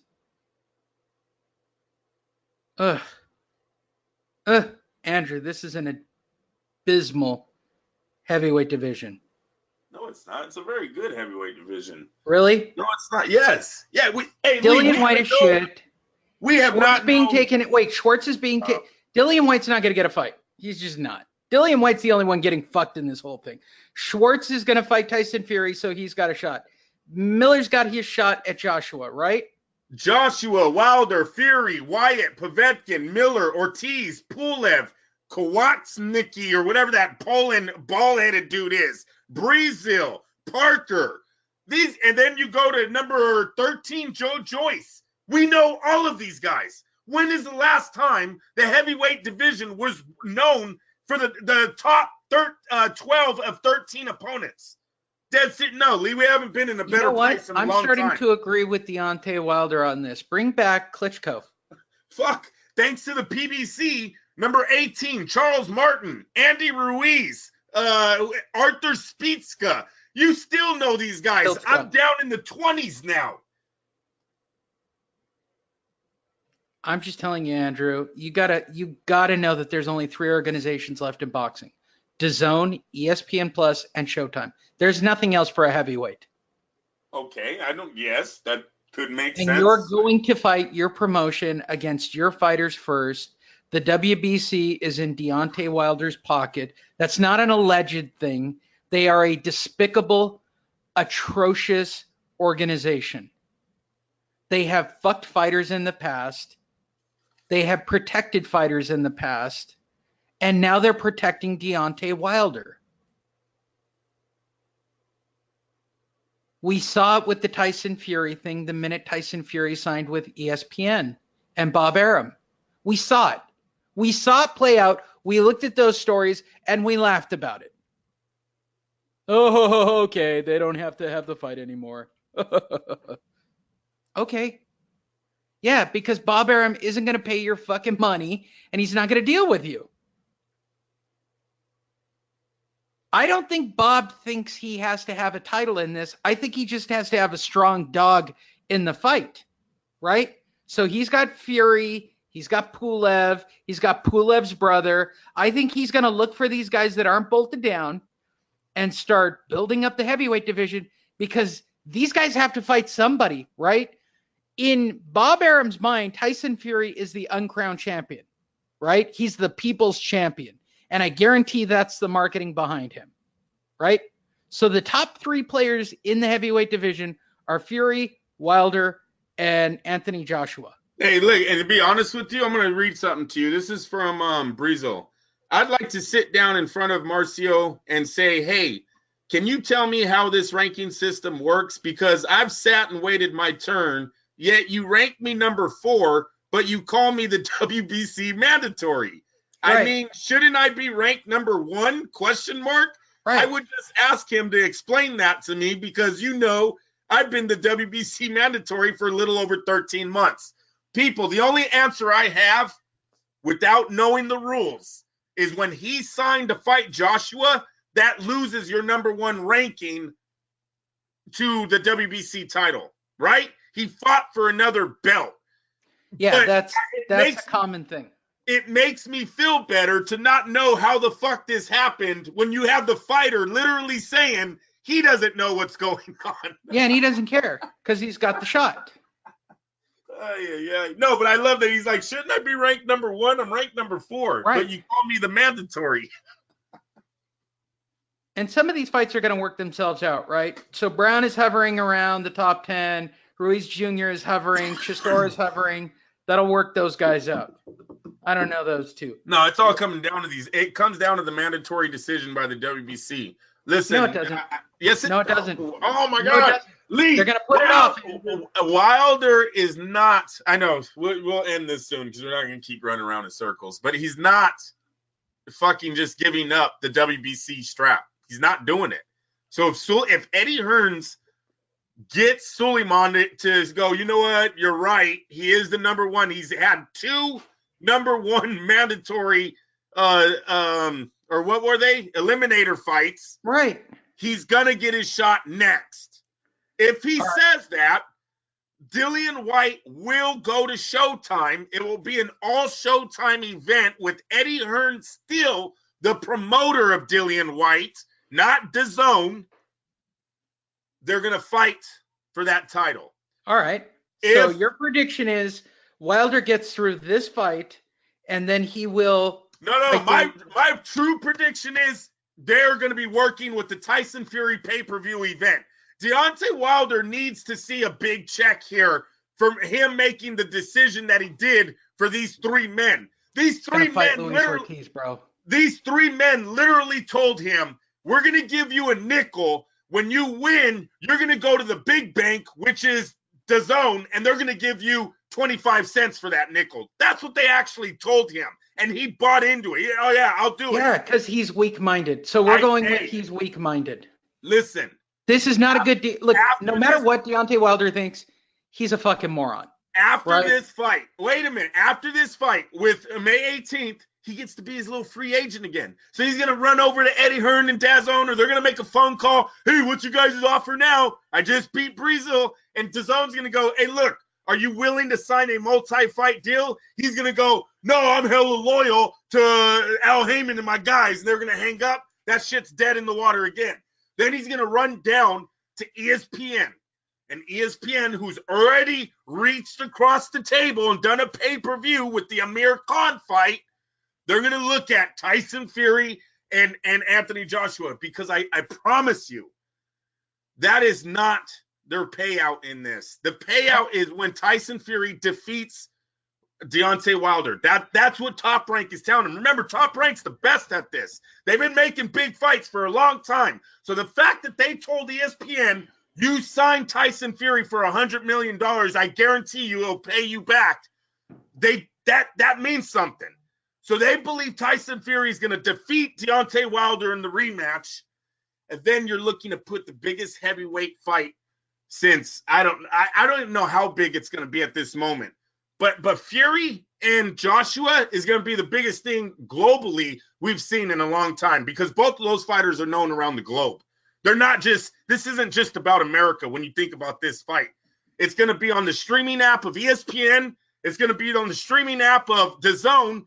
And then I believe ESPN is going to work a deal where they get the fucking replay to go on live ESPN the next week or whatever. And then all of America can see it on their platform for free the next week. And by the way, did I miss this? But where's the Mikey Garcia fight from last night? Did they show it? Oh, man. No, Lee, no, they didn't. What they have announced with that is they're going to be playing that on pay-per-view until April 17th. Have you ever heard? Fuck them. Lee, they want those numbers to go away. You know that's what it is. I kick that can down the fucking road. We'll talk about it in 2 months. They're going to try to get all the numbers they can. How did they not release that on Free Fox TV? You fucking idiots. They can't. How did they fuck that up? They can't match the contracts. They can't match. If Spence or Mikey Garcia went elsewhere, Mikey was a free agent or is a free agent now, they got to try to match these guys what these other apps That's are because offering. Nobody gives a shit about Spence. Well, we'll get to all right, Andrew, let's end this segment on this. All right. Wilder beats Breazeale. Who's his next fight? You got to pick one fighter. Wilder beats Breazeale. Well, it matters who accepts the fight, but he's going to go with Tyson Fury or his mandatory. It's going to be Luis Ortiz. All right, you go with that. Anthony Joshua, Big Baby Miller. He beats Miller. Who does Joshua fight next? He's fighting Pulev. He's gonna defend his IBF title. That's what you think? Yes. I think he's gonna fight Dillian Whyte, which makes him the mandatory number one for the WBC. He doesn't have the WBC. He can't be that. He can't be that. But by champions can't be contenders. I understand. All right, but he can only unify. And he's not ranked by the WBC. I get that.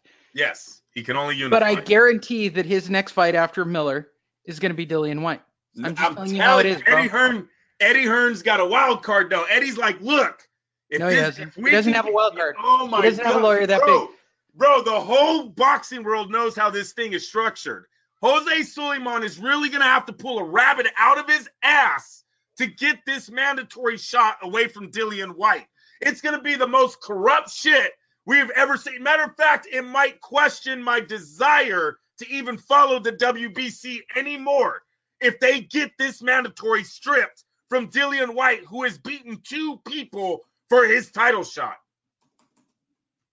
Eddie Hearn is pretty fucking big in boxing right now. If Mauricio Sulaiman had any brain cells upstairs, Andrew, you don't piss off the hand that's going to feed you here in the near future. Andrew, do I need to remind you? Do I literally need to remind you of the Suleimans and fucking other fighters? I don't know if fighters of this caliber though, bro. Seriously. This is pretty big. Joshua's a little big. Yeah, he's pretty fucking big. We're talking about a $50 million fighter, dude. Matter of fact, I think Maurice Sulaiman wants nothing more but to get his title, his what are they called, sanctioning fees to that $50 million paycheck. You're seeing it right now. Dan's kind of thin in this photo. Chavez. Oh gosh, come on. This is a fucking $2 million fight, Lee. Doesn't what are we matter. talking about? It No, just it shows doesn't matter. Does this documentary not show the corruption? Yeah, but Lee, that's on such a smaller level, though. We're talking about the undisputed heavyweight championship of the world that the world is going to be tuned into. We're talking about a $50 million gate, 100,000 seats. Dude, it's going to be fucking ridiculous when this thing pans out, because it's either going to be an undefeated Deontay Wilder against Anthony Joshua with the knockout percentage we have never seen in boxing, or it's going to be Tyson Fury and Anthony Joshua, these two British fighters that will be going up for the title of the greatest heavyweight British boxer of all time. Of all time. This will be their Muhammad Ali moment. Andrew, I appreciate the fact that you believe that we're actually going to get a Lennox Lewis versus Evander Holyfield style heavyweight fight. It's bigger than that. Tyson Fury, whoever defeats the Tyson Fury Wilder winner. But remember that era, dude, when everybody fought everybody and nobody seemed to give a shit? Yeah, but I'm Riddick Bowe, you had Tyson. Bowe never fought Lewis. Bowe never fought Lewis, so you can't put Bowe in there because he put a title in the garbage. Don't put his name in there. Look, nobody wanted to fight Lewis because he was a fucking animal, right? He split open Klitschko. He destroyed Mike Tyson. He's a bad motherfucker, right? He was the Anthony Joshua in that scenario. But the rest of the division worked itself out. Like, guys made the fights. They were all about making their hundreds of millions of dollars. There was in some this era, there weren't 3 different promotional vehicles. They had one promotional vehicle. It was HBO and HBO Showtime. And that's all that there was. There was nothing else that even came close to what HBO was doing, which makes HBO being that boss. Right now, Showtime isn't that close to what these other guys are paying out. So you can still say there's only 2. Yeah, remember, he's got the keys to the B side right now. Showtime ain't done shit, but showed us B-level fights ever since this whole thing started. I don't see Mikey Garcia and Spence fighting on Showtime anymore. Keith Thurman, was his last fight on Showtime? Think not. Hey, who else do they got over there? Maybe the Charlos fought on Showtime. You know what? They might have been on the undercard of the Thurman fight, and that was not on Showtime. So Showtime, they really only got their hands in this moment right here with Deontay Wilder because they have a fighter who's staying loyal. You got to remember that. He's taking a nickel when he should be getting a quarter, right? Come on now. Okay, last but not least, Andrew. Tyson Fury beats the Nazi Schwartz. Why do you have to call him that? He's because German. He has German and blue eyes? He's everything and he looks like a Nazi. He's everything Hitler wanted in a human being. Oh, Is that why if you don't think that they're not, if you don't think that Bob's not playing up the English invasion and the German invasion in this fight, the fact that it's in Vegas is crazy to me. But I'm excited to go because German women and English women are hot, Andrew. And I like people watching.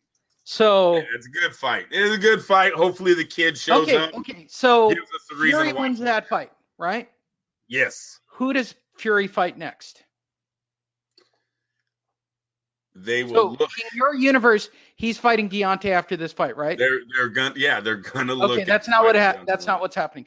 Fury's gonna fight Pulev. No, I would Joshua's think gonna fight Whyte, and Wilder's gonna fight Luis Ortiz. And when all of that plays out, Andrew, before the end of the year, will you then believe me that the fucking game is rigged? Well, yeah, I just said that if Suleiman gets this title shot away from Wyatt, yes, I will. Okay. And it's not like I'm not saying there isn't a business side of boxing. Believe me, I've been called a casual because I know the business side of fucking boxing, Lee. No, you're a snowflake. There's a huge difference. You're an incredible optimist. Seriously. No, you're an no, optimist, I know about them making money. Hello? I get that. This coming from the station that said Mayweather-Pacquiao would never happen because Mayweather's a bitch. By the way, you want Mayweather's a bitch happening? Is what you used to say. Mayweather is a bitch. Well, he took the fight and he made a lot of money. Right. Because when that executive stepped in, the shit was going to happen. Because that executive who writes the check, what's his name? What's the president of CBS or whatever that owns Showtime? Les Moonves, who is no longer the president because he molests women. He got caught in that too. Jeez, yeah, he got caught in that too, and his wife had to quit the TV daytime show. Like, they're embarrassed. They have to go and play with their money at home alone. And hey, you see, the Giants owner got away with it. He threw his wife on the ground the other day. She had his cell phone. She had to write. Oh, and by the way, for everybody who said, I got your code, and he was like, not going to fight. I'll just show this because this will be our midweek story, Andrew. Oh yeah, I told you when he got closer to Spence, he was like, "That's not Mayweather." They lied to him. They lied to that man. He leaves. He's a great fighter. I would love to have that fight. Right. What? By the way, that one. That's already changed. There are already reports. No, click on that one. The 4 hours. Manny Pacquiao leaves Spence off list. Click on that. That's it. This is on his Twitter feed, you guys. Twitter right here. Go down, Lee. Keith Idek. Go down. Watch his list. Where's it at? Son of a bitch. Here, I'll send it to you. I saved it. I saved it to do this. But I already know this for a fact. Manny Pacquiao and Errol Spence have both been talked to by the PBC, basically. This is not the next fight. This is not the next fight. This is not the next fight. You want to know why? Errol Spence doesn't draw fucking flies. They got to play his pay-per-view for a fucking month. If they had a blow-up on the pay-per-view and have the tickets, then this would be the next fight. But guess what? When you're not drawing like Errol Spence because you have no personality, no knock on Errol Spence, but as a PBC fighter, he's got no personality. It's all about the money, you guys. He's not going to get Manny the retirement check he needs. Correct. The kid's going to beat him. Mayweather, dude. Hey, but look at all these names that he put on there. I just sent it to you. Yeah, Floyd Mayweather, Keith Thurman, Danny Garcia, Sean Porter. No shit. And if you click on Floyd, should I guess, Andrew? If I click on Floyd Mayweather, that's going to be the top pick on Twitter. I get that's not who everybody wants, but that's what it's going to be. So let's see. If I type Mayweather don't come back for at least 180 million, and that fight don't make it. I'm sorry. And he and comes right back now for 100 million for one fight. No, he don't. No, he don't, because he could get more money elsewhere. 73%, Andrew. The crowd wants it. A 2.46, 2.46 buys ain't doing shit for $100 million payday. I would like to see that a little bit higher on the people. Part about this, there's no Errol Spence. He no has. Errol Spence. I told you that's the fucking joke of this is he put this list out with no Spence at all. But look he has 2.5 million followers and only 80,000 voted. Are you fucking serious right now? It's been reshared about 1,000 times, so it should have been viral on some level. But dude, he's gonna fight Mayweather. Why don't we just all accept the this money, shit? Lee? It matters the money. But I'm telling you, he just got paid $80 million to fight some fucking kid for 3 rounds. They've got to bring it a little higher than what they're gonna be offering.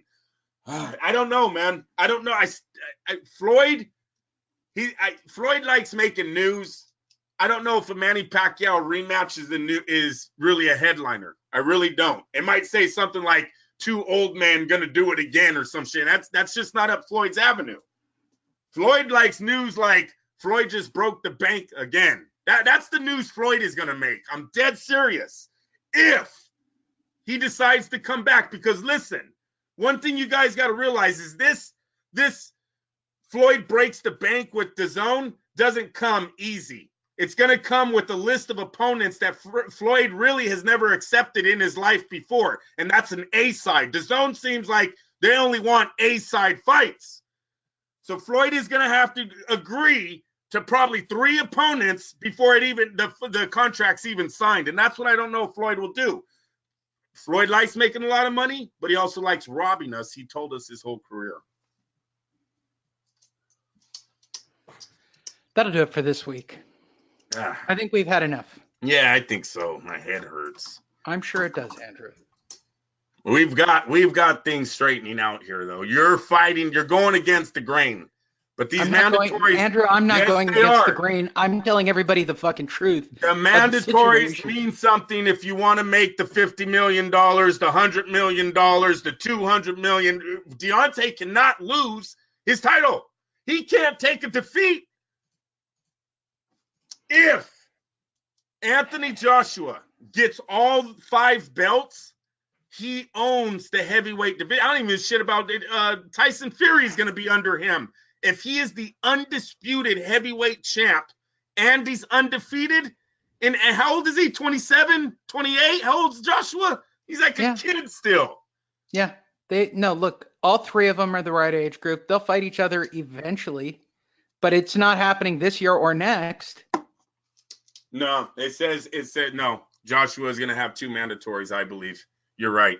He's going to fight. The guy. Whyte or some. Yeah, he's Miller and Pulev, and I think that's what Bob Arum. He's not fighting Pulev. Pulev's going to fight Tyson Fury. I'm telling you what I saw last night, dude. It was Tyson a no-brainer setup for Tyson Fury. Tyson Fury's fighting Schwartz, but then Tyson Fury to fight Pulev would have to give up his ranking, right? I don't think you can just say if the IBF goes no, your title shot is now. You're fighting Anthony Joshua in his next fight, and he goes, "Oh no, I'm gonna fight Tyson Fury." He loses his ranking. So this could happen, but these are things that these guys have worked for these mandatories for a while. They're gonna get $5 million paydays for these title shots. I don't know, man. I think they stay in line and they get their title shots, especially Dillian Whyte, who's waited a long time, and he's like with the perfect organization to pull this off. I'm telling you, Eddie Hearn, he's smiling right now because he's kind of got PBC in the corner here with this Dillian Whyte pressure. Now, if Suleiman does pull this away, fuck, man, that is terrible. That is a terrible sport belt that we're paying attention to, and I think it'd be time to actually pull the power away from WBC. If they somehow get pull Dillian the power Whyte away from the WBC, yeah, we just stop fucking talking about them. You stop going to their fights. Yeah, nobody's gonna do that, dude. I don't know, Lee. You can't say that in today's world. Fuck, you see how fast these fires start on social media? I don't know, man. Yeah, because that'd be pretty fucking corrupt, and the whole world is on social media. They are pretty fucking corrupt, and nobody said shit. I watched. It's very out in the open though now. That's the difference, Lee. The social media would have this out in the open. There would be chat rooms. How many chat rooms are there? There's thousands of chat rooms that would be going through how Dillian Whyte got fucked by Mauricio Suleiman. When Sergio Martinez got fucked by Chavez, social media wasn't doing the shitstorms that they do nowadays for people that get out of line on just the things that they say. Fuck, you can say something wrong, get recorded, and they want your whole life taken from you.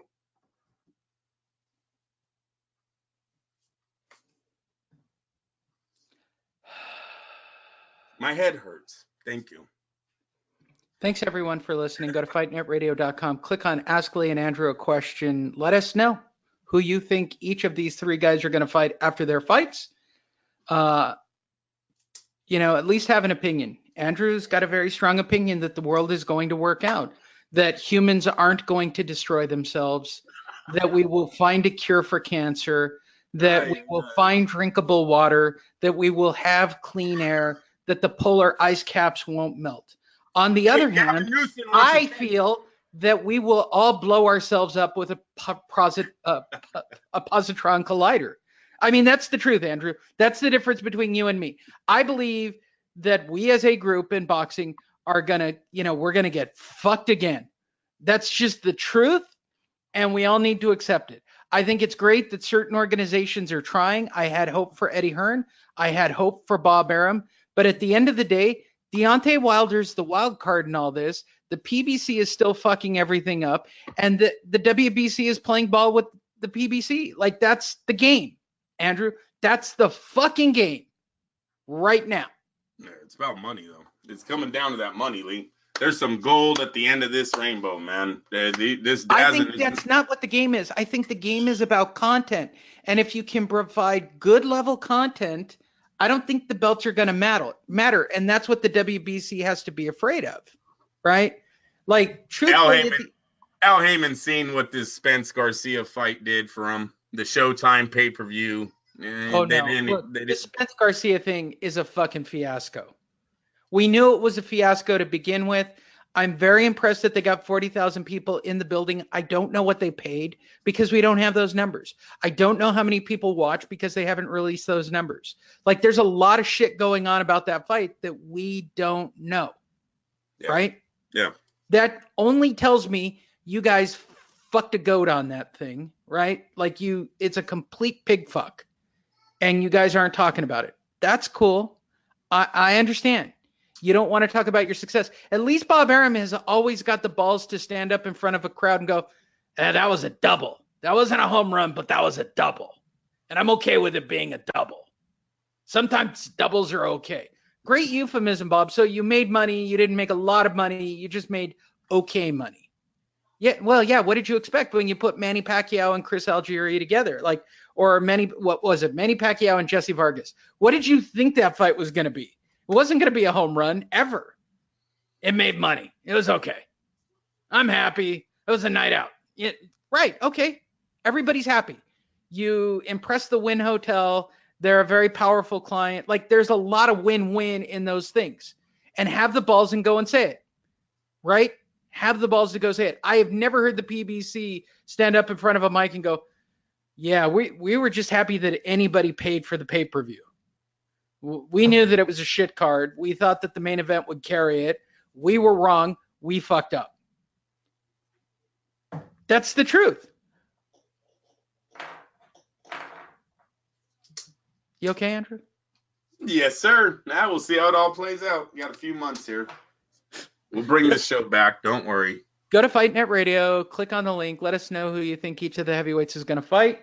Oh, yeah. Hey, you also got to throw in there Alexander Usyk is coming up to the heavyweight division. He's got to fight a couple of heavyweights first, but yes. But you know what, Lee? But wait, I know I was thinking that too, but isn't this the kid that fucking just came into pro sports and dominated the whole damn thing? All he needs are 2 epic knockouts of people in the top 10, and he will fly right to the top. I'm telling you, he will sign with the Zone. I think he can fight Deontay Wilder in his next fight because. But he's not. He's going to take $100 million deal from DAZN. That's what's going to happen. DAZN don't do it for free though. You see, Daniel Jacobs had to fight Canelo. Canelo has to fight Daniel Jacobs and Triple G in the same fucking year. Right. Like, DAZN don't mess around. If you sign with them. Look. Okay. So kudos. Yeah. Hey, look. Same thing with Bob Arum. At the end of the day, Bob Arum doesn't really have much of a problem outside of Vasily Lomachenko and Terrence Crawford, right? Who they can't really seem to get top 10 fights for. Bob Arum doesn't have a fucking problem taking his fighters and throwing them into the deep end of the pool. Like, I'm not sucking up to Bob, but Bob historically, of course, does not have an issue taking his fighter and going, fuck you, you're going to fight him. Well, it's prize fighting. They make a lot of money doing it. It's because of the PBC era that we've started to get into this, another tune-up fight, and another tune-up fight, and another tune-up fight, and another tune-up fight, and another tune-up fight. I would like to let everyone know, Timothy Bradley last night took out about $5,000 out of his wallet or his pocket of his coat and threw it around and said, this is the money we're all making now thanks to Floyd Mayweather. I'd like to let you fighters know, whoever's listening, DAZN isn't going to be handing out $100 million to all of you guys. Okay, there's going to be a point where the top ticket sellers in the sport kind of have the fan base that is the diehards that already watch. Like, there's not too many guys that are going to be bringing more eyes in America that Canelo and Anthony Joshua already hasn't brought. Right. So I would say strike while it's hot, but do not think this is the norm of the future. No, and that model was built by Klitschko, right? Klitschko didn't want to fight outside of Europe because he had the fan base. Why would you go anywhere else? I'll fight the top 10. I'll fight anybody. You're just going to fight me in Europe where I know I'm going to get paid. Yeah, they're also saying steroids and everything else, but okay. Yeah. Oh, my God. I'm just saying, Lee, there's other people who know why he stood in. Let's devalue the greatest heavyweight we've had in the last 40 years, shall we?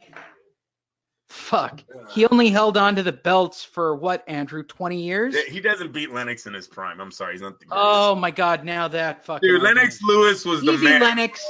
Lennox Lewis was the man. He was the man, Lee. There's the size, the technical, what he brought, the boxing. A big man that could jab, right hand, move the way he did. I know he got knocked out twice. Came back to defeat both of those men. One in the knockout of the year, put his fucking mouthpiece right through his lip. Okay, anyone ever remember what was that? His mouthpiece or his tooth? Ed Rockman. He fucking hit him so hard with that right hand, dude. He put a gash right through his lip, popped it. Don't start. Don't get me started. That's why Lennox is so offended by Anthony Joshua. He knows his title. That kid's coming for his title. He knows it. That'll do it. Go to fightnetradio.com. Click on Ask Lee and Andrew a question. We'll come back midweek. I'd love to hear what everybody has to say about who they think and what will happen next. I certainly can see the writing on the wall. Andrew believes in rainbows and rainbows and sunshine.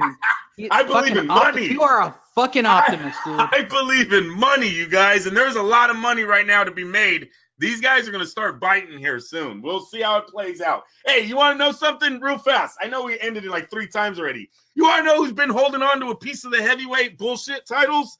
This Manuel Charr. When I was looking up the rankings, Manuel Charr, WBA regular heavyweight champ, 31-4-17.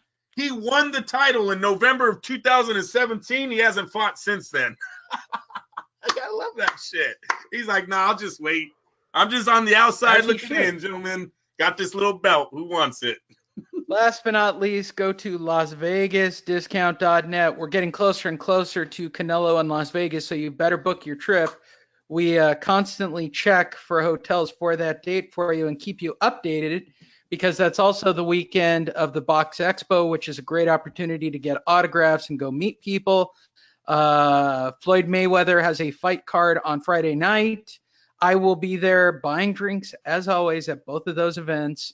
And then on my little streaming app, because I have DAZN, I will be sitting eating a steak instead of sweating my balls off for $300 a ticket over at the T-Mobile Arena. Right now, prices low to high, Andrew. That's the way we like to do shit. First of all, we've said before on this show, Andrew and I are both snobs. It's got to be a 5-star or a 4-star minimum, right? And we want price. So let's see. The Rio's $140 a night, Andrew. How do you fucking beat that? You know, it's got to be kind of alarming to Vegas, though, that a lot more of these aren't sold out. This used to be one of the biggest weekends of their year. Paris is $175. I still think that the Tropicana, based on its location, Andrew, at 50% off, right across the street from T-Mobile, $175 is a good deal. Yep. I like it. Cinco de Mayo weekend, that's a steal. South Point is too far away. Don't get sucked into that. Too far away. Park MGM just remodeled and reopened. That's right next to the T-Mobile. Again, it's right behind the Park MGM. They've finished the remodel, Andrew. It's actually really nice. Planet Hollywood right across the street for $2. Bally's is a dump. It should be a 3-star. TI's got the best pool scene. Well, that's not a good above the age of 40. I do like TI a lot, and MGM's only $212, dude. $212. Pretty good. That's crazy for Cinco de Mayo weekend. That's I know. Crazy. And for Canelo. For Canelo. Mandalay Bay for $234, bro.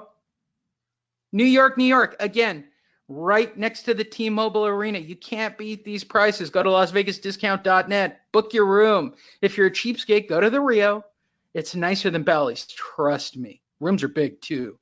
Or what I'd recommend, Andrew and I are sticking to this Tropicana pick. This is a good deal. This is probably the best deal. It's got a good pool. It's probably the most well-rounded. The location, yeah, it's the location. Yeah, everything. You're right across the street from MGM and betting. You're across the street from the T-Mobile. Yep. The pool scene works. The place is remodeled. It's got new restaurants. Can't beat that shit. Go to LasVegasDiscount.net. Book your trip to Vegas right now. All right, Andrew, take us out.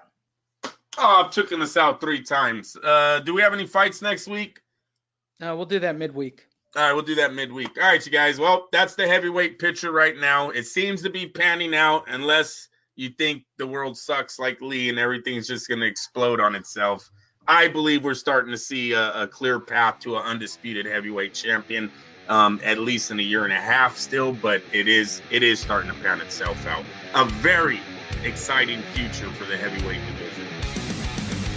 Fight Net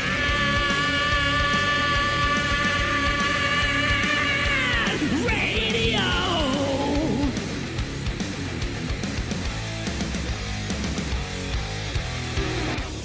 FightNetRadio.com. Fight Net!